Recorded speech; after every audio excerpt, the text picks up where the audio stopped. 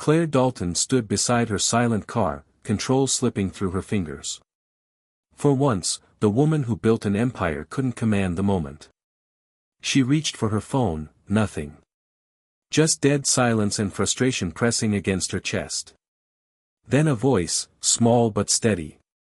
"Do you need help, ma'am?" She turned. A boy, no more than 6, stopped beside her, soaked from head to toe, eyes wide but calm.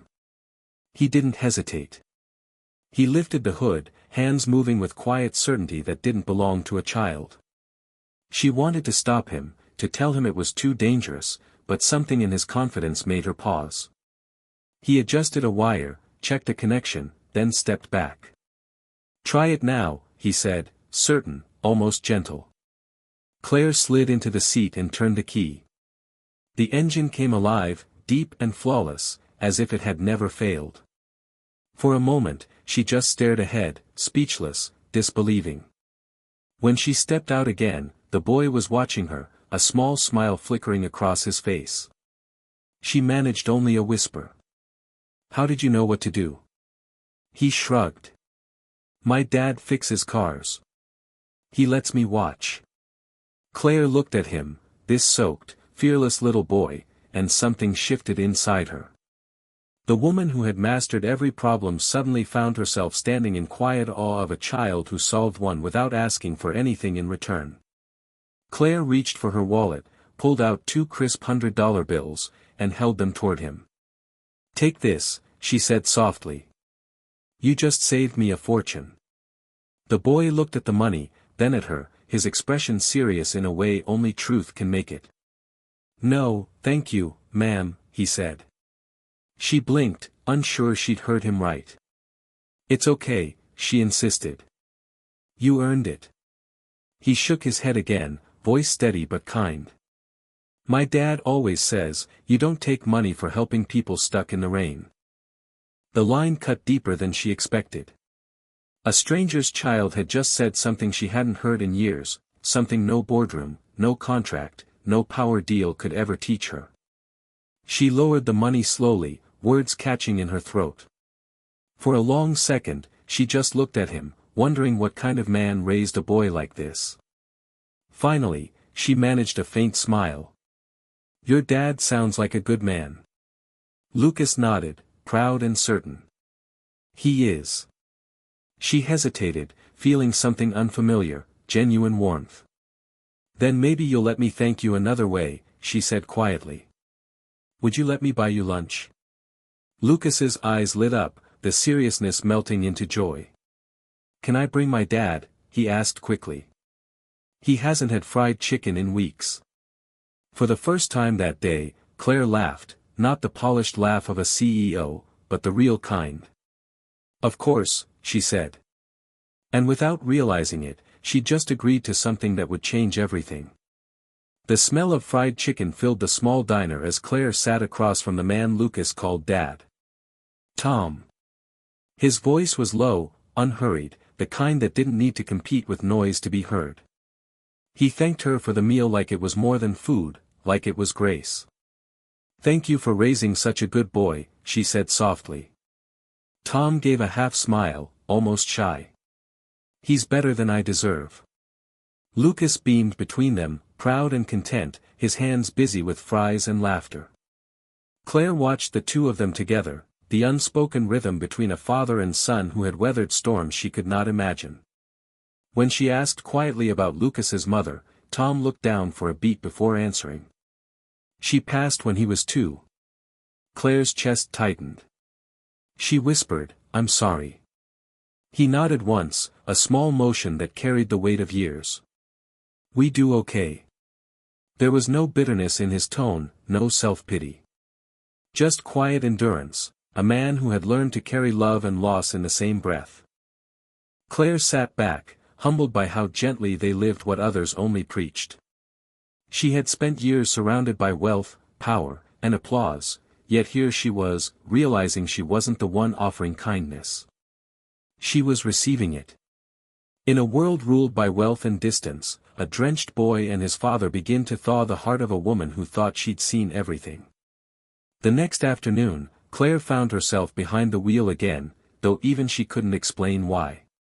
Her route somehow curved toward Maple Street, where the little garage stood in quiet rhythm with the world. She parked nearby and caught sight of Tom kneeling beside an old wheelchair, his hands moving with patience and care. The man sitting beside him was thin, shaking slightly, his voice apologetic as he tried to press a few folded bills into Tom's hand. Tom shook his head gently. "You need it more than I do, Mr. Jenkins. Let me just tighten the brake for you." No speech, no charity, just quiet compassion. When the man left, a small, scruffy cat wandered near the doorway. Tom reached into a box, opened a can of food, and set it down without a word. He waited as the cat crept closer, too hungry to trust, too fragile to resist. His touch was careful, slow, kind, real. From a distance, Claire watched in silence, something steady and unfamiliar blooming in her chest. He wasn't performing. There was no audience to impress. Just a man who still believed in decency when no one was watching. She realized she hadn't come here by accident. For the first time in years, Claire Dalton didn't want to rush anywhere. She just wanted to understand how a man could live with so little, yet carry more grace than anyone she'd ever known. Lucas tugged at her sleeve the moment she stepped inside the garage. His excitement was contagious. "Come see my robot fortress," he announced, pulling her toward a corner stacked with old tires, soda caps, and bent spoons taped together like a castle from another world. Claire knelt beside him, listening to every detail as he explained each piece like it mattered. His hands moved fast, his grin never fading. She laughed, not politely, not carefully, but with the kind of ease she had almost forgotten existed. Tom glanced over from his workbench, the faintest smile tracing his face. For once, she didn't feel like a guest in someone else's life. She felt present, grounded, part of something honest. When her phone buzzed with a familiar name, one of her biggest investors, her laughter faltered for a second. Then she looked at the screen, let it ring, and pressed ignore. The decision was small but powerful, a quiet act of rebellion against everything that had defined her until now. Lucas clapped his hands, beaming. "Do you like it?" Claire met his eyes and smiled. "It's perfect." And in that single moment, surrounded by scraps and laughter, Claire Dalton, the woman who once meased the city, pulled her back like a tide she couldn't fight. Meetings. Cameras. People who spoke in strategy instead of sincerity. Every day moved fast, and every night felt hollow. She told herself she was fine, until the car broke down again. Without thinking, she called Tom. He arrived with the same calm presence she remembered, sleeves rolled, eyes steady. No questions, no judgment. Just quiet focus. When the engine came back to life, he looked up and gave a simple nod, the kind that said everything without needing words. Claire hesitated, then asked, "Do you have time for coffee?" They sat across from each other in a corner cafe, two worlds sharing a single pause. For the first time, she talked, not as a CEO, not as a symbol, but as a person. About betrayal from someone she once called a friend. About nights spent holding her success together while her spirit fell apart. About how lonely it felt to be strong all the time.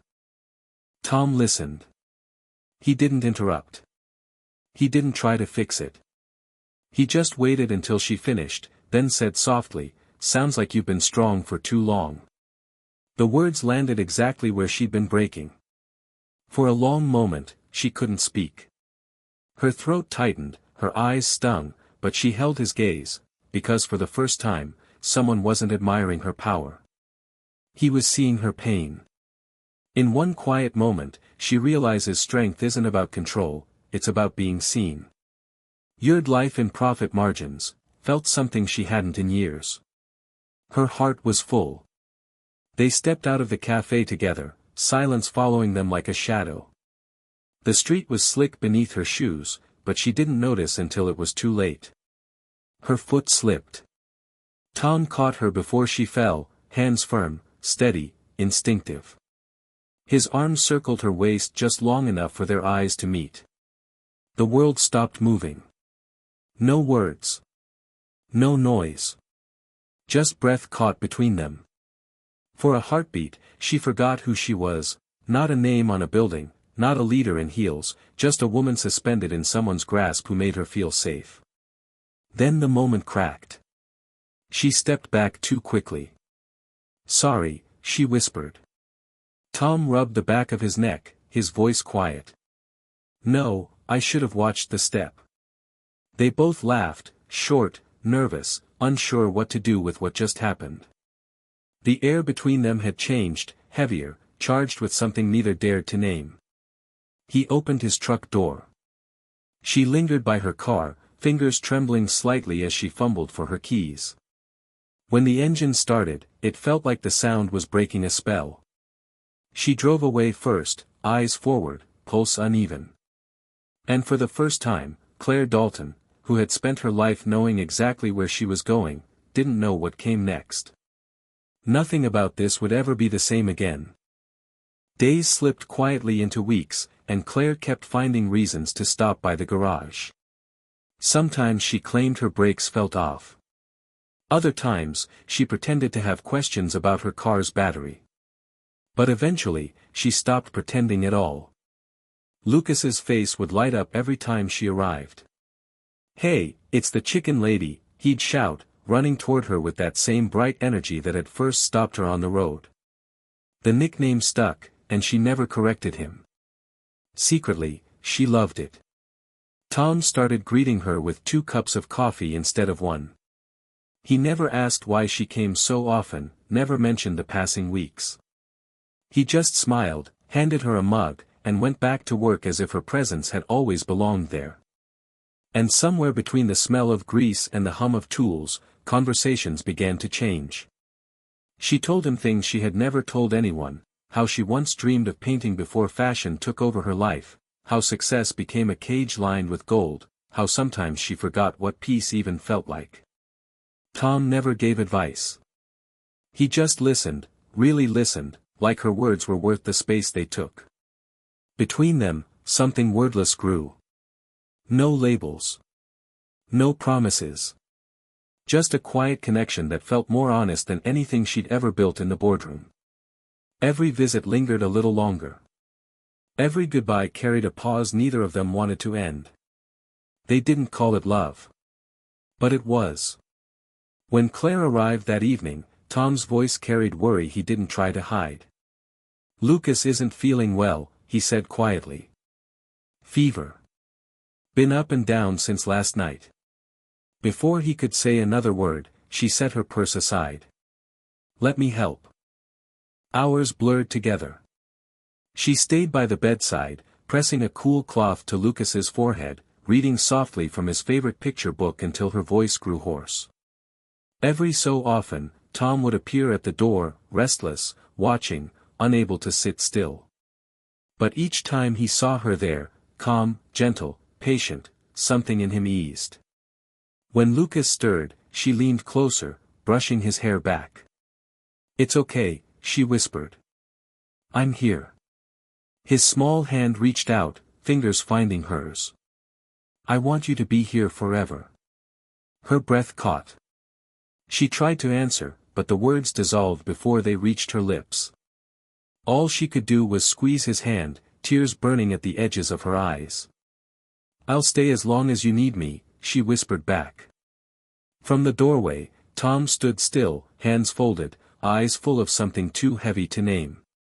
Watching her care for the only piece of his heart that mattered, he saw a quiet kind of miracle, a piece of his world healing in real time. By dawn, the fever had broken. Lucas slept peacefully. And in that silence, Claire realized she didn't belong to her old life anymore, not the way she once did. What began in the rain has turned into something too deep to hide, and too dangerous for her world to accept. The first headline hit before dawn, a grainy photo of Claire stepping out of Tom's garage, laughter frozen mid-frame.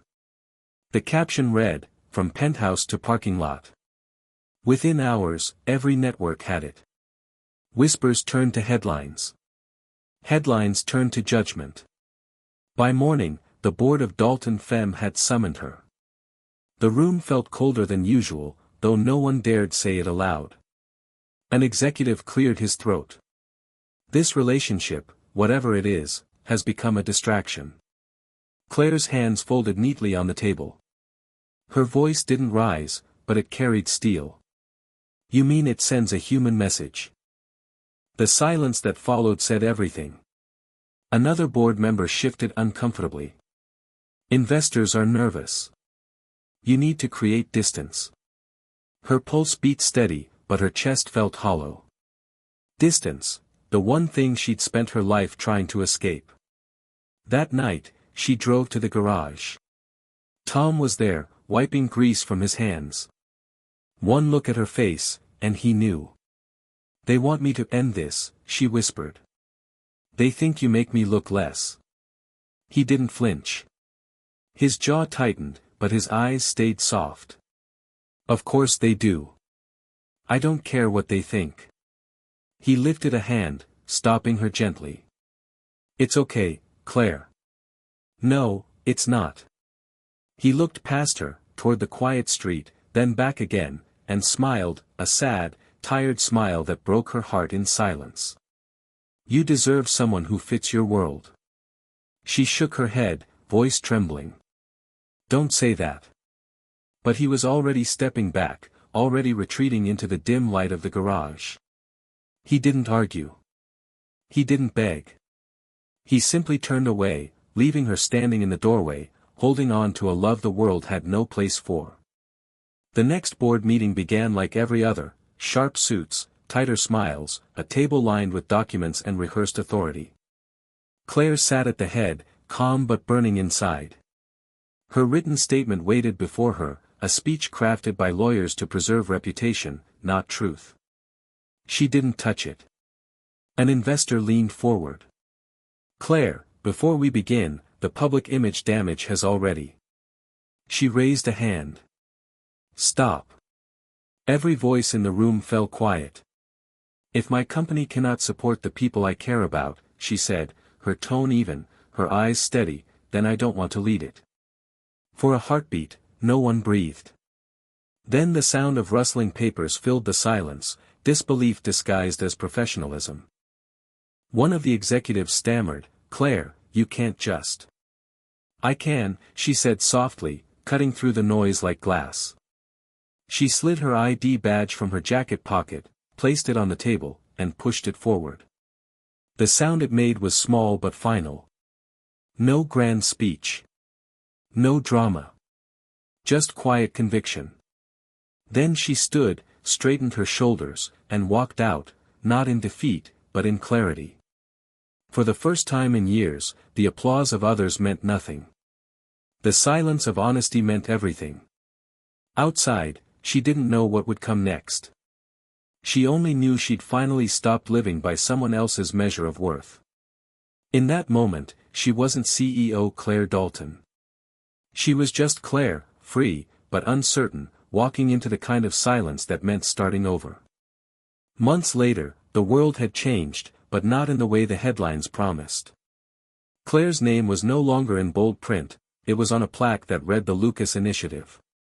A training center for kids like him, built on the belief that small acts of kindness could change entire lives. She spent her days surrounded by laughter, by little hands covered in grease and hope. Yet part of her heart still lingered somewhere else, in a garage on Maple Street, in a quiet voice that once reminded her what strength really meant. Then, one afternoon, she saw him. Tom was by the fence, crouched beside a child's bike, adjusting the chain with familiar patience. He looked up. Their eyes met. Neither moved at first. The moment carried all the words they'd never said. Then he stood and stepped closer, slow but certain, until they were face to face. She didn't speak. She didn't need to. His hand reached for hers, and when their fingers met, everything went still, the world, the noise, the ache. It wasn't triumph. It wasn't a grand reunion. It was peace, quiet, steady, reborn in dust and The laughter of children drifted through the open air. Somewhere in the distance, Lucas's voice rose, bright and full of life. Claire turned toward Tom, her eyes soft, her voice barely above a whisper. All I wanted that day was someone to fix my car. He smiled, the same calm smile she remembered, and before either could say more, the world seemed to pause. The scene froze, not on closure, but on the question that lingered between them, carried by the echo of a child's laughter. Was it fate, or just kindness that refused to end?